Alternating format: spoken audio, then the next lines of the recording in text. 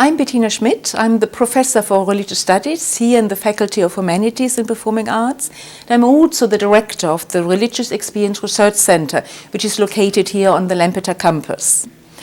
We are celebrating with this conference the 50th anniversary of the foundation of the research center. The research center was founded by Sir Alister, who was a biologist in Oxford, and the first couple of years it was located in Harris Manchester College in Oxford.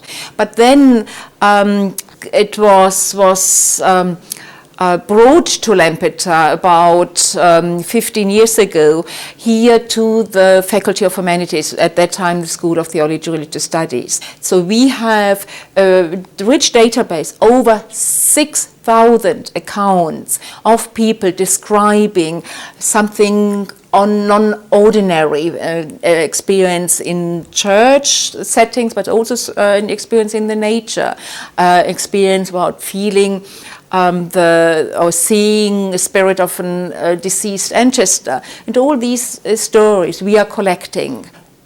This conference looks at the future of the study of religious experience. And so Alister started collecting his data. He then organized also a workshop in Oxford discussing ways to analyze the data he started to collect. This was 50 years ago, and then he founded the center.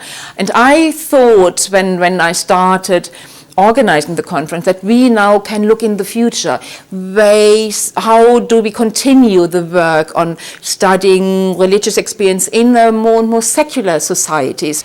My name is Ann Taves. I teach at the University of California at Santa Barbara, and I'm a professor in the Department of Religious Studies. I was invited to give the Alister Hardy lecture, and I've known about Alister Hardy's research for years. I have a number of his books on my shelf. He collected an incredible body of data, these first-person accounts of religious experiences, which are now here in the archive at the University of Lampeter. The research that he initiated has been continued here at the Religious Experience Research Center that was named for him.